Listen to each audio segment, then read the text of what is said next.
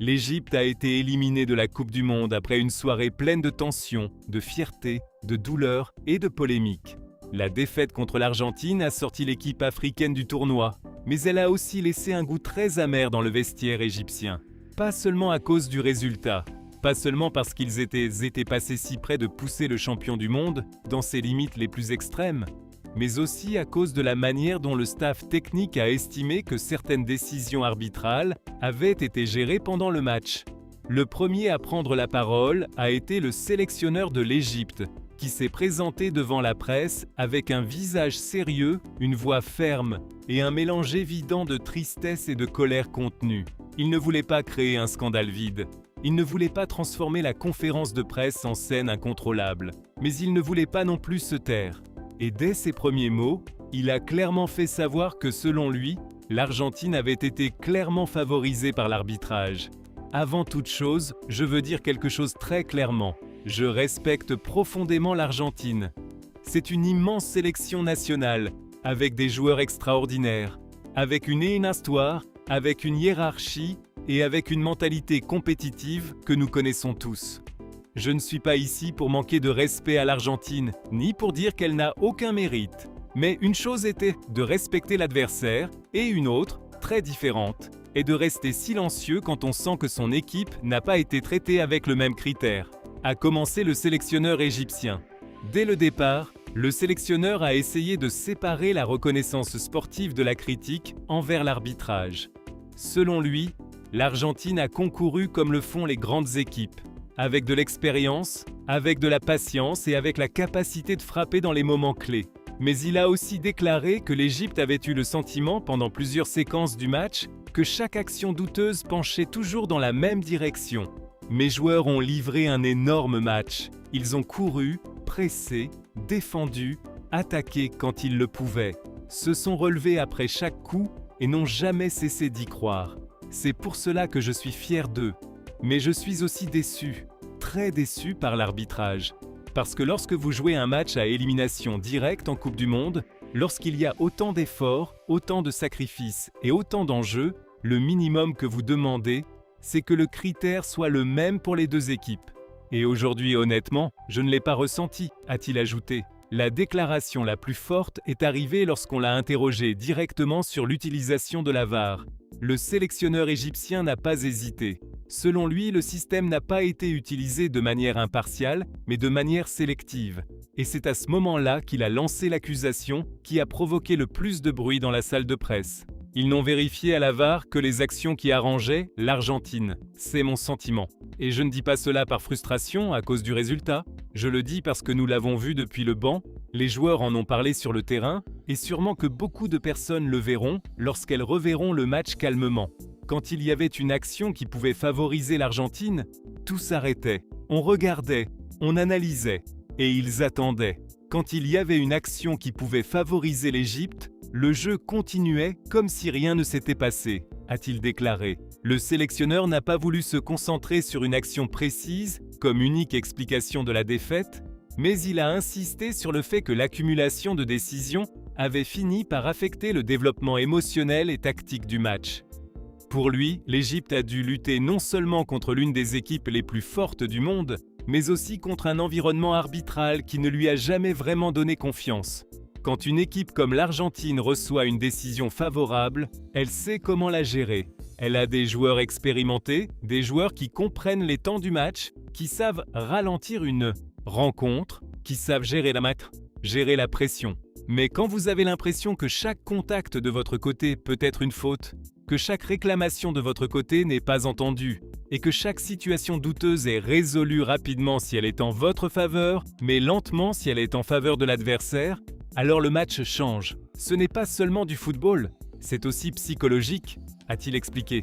Le sélectionneur égyptien a également souligné qu'il ne voulait pas enlever de valeur aux efforts de l'Argentine, tout en affirmant clairement que sa colère était dirigée contre l'équipe arbitrale et non contre le groupe de Lionel Scaloni. L'Argentine n'est pas responsable si un arbitre prend une décision ou si la VAR intervient à un moment et pas à un autre. L'Argentine joue son match, comme le ferait n'importe quelle sélection nationale.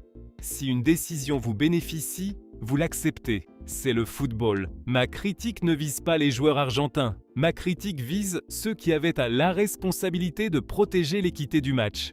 Et aujourd'hui, de mon point de vue, ils n'ont pas été à la hauteur, a-t-il déclaré. Malgré la dureté de ses mots, le sélectionneur a essayé de rester mesuré dans son discours. Il n'a pas directement parlé de vol, mais il a laissé entendre que l'Égypte avait eu le sentiment que ce match à élimination directe ne s'était pas joué dans des conditions totalement égales. Je n'aime pas utiliser de grands mots simplement parce que nous avons perdu. Je n'aime pas crier au scandale sans analyser les choses. Mais je ne peux pas non plus dire à mes joueurs que tout allait bien quand ils sentent que ce n'était pas le cas.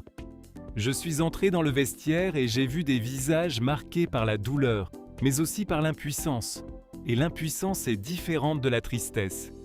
Vous pouvez être triste parce que vous avez perdu contre un grand adversaire. Cela peut s'accepter.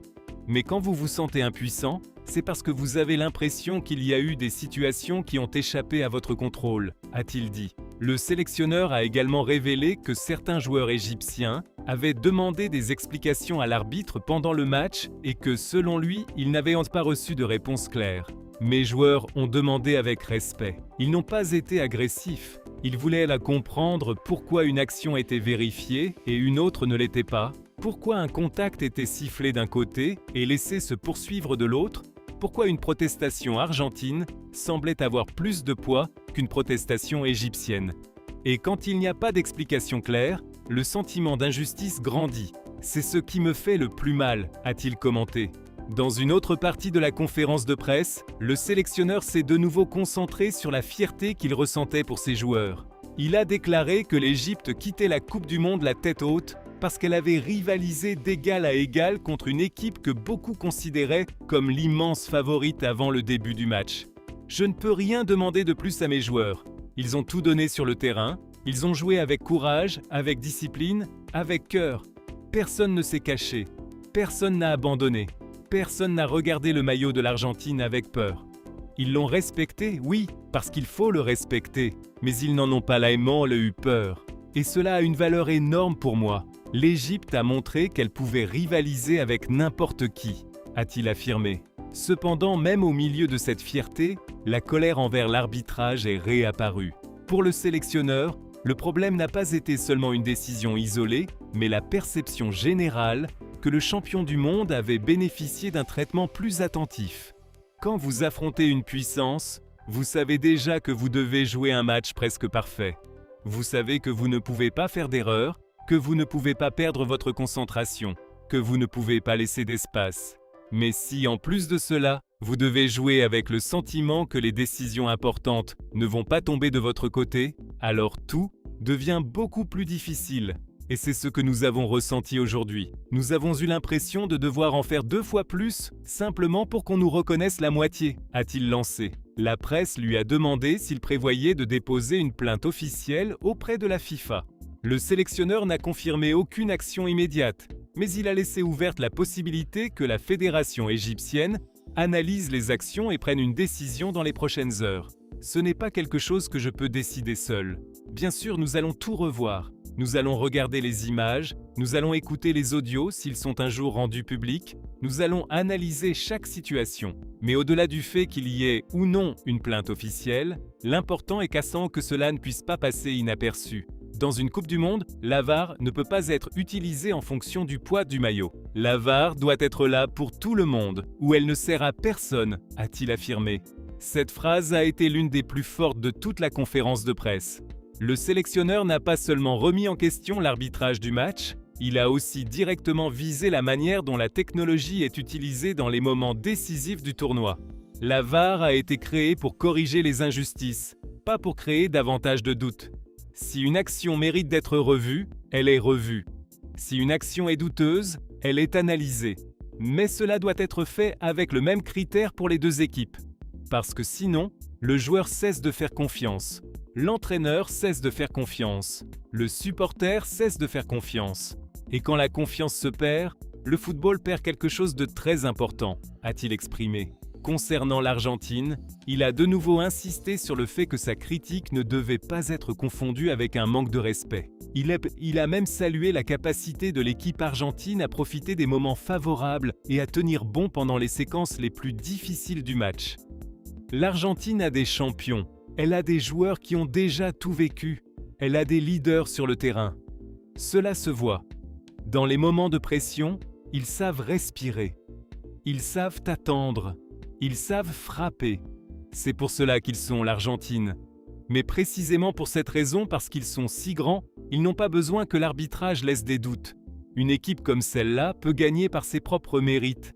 Et quand des décisions discutables apparaissent, le match se retrouve aussi un peu entaché pour eux, parce que la conversation cesse d'être uniquement footballistique, a-t-il analysé. Le sélectionneur égyptien a terminé avec un message pour ses joueurs et pour les supporters. Il a déclaré que l'élimination faisait mal, mais que l'équipe devait transformer cette colère en croissance. Pour lui, l'Égypte est partie blessée, mais pas humiliée.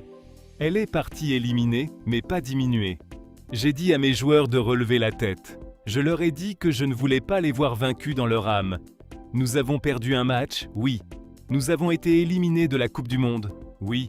Mais nous avons aussi montré du caractère. Nous avons montré que l'Égypte n'était pas venue pour regarder, qu'elle n'était pas venue pour défendre pendant 90 minutes, qu'elle n'était pas venue pour demander la permission. L'Égypte est venue pour rivaliser. Et aujourd'hui, elle a rivalisé contre l'Argentine, contre le champion, contre Messi, contre un stade plein de pression, et aussi contre des décisions qui, de notre point de vue, n'étaient pas justes, a-t-il déclaré. Et avant de quitter la salle, il a livré une dernière réflexion qui a résumé le sentiment de toute la délégation égyptienne. Je suis fier de mes joueurs et déçu par l'arbitrage. Les deux choses peuvent être vraies en même temps. Je ne cherche pas d'excuses, je cherche du respect. Du respect pour le travail de mes joueurs, du respect pour notre peuple, et du respect pour une sélection nationale qui méritait, au minimum, de sentir que chaque action serait jugée avec le même critère. Aujourd'hui, nous ne l'avons pas ressenti, et c'est pour cela que cela fait encore plus mal.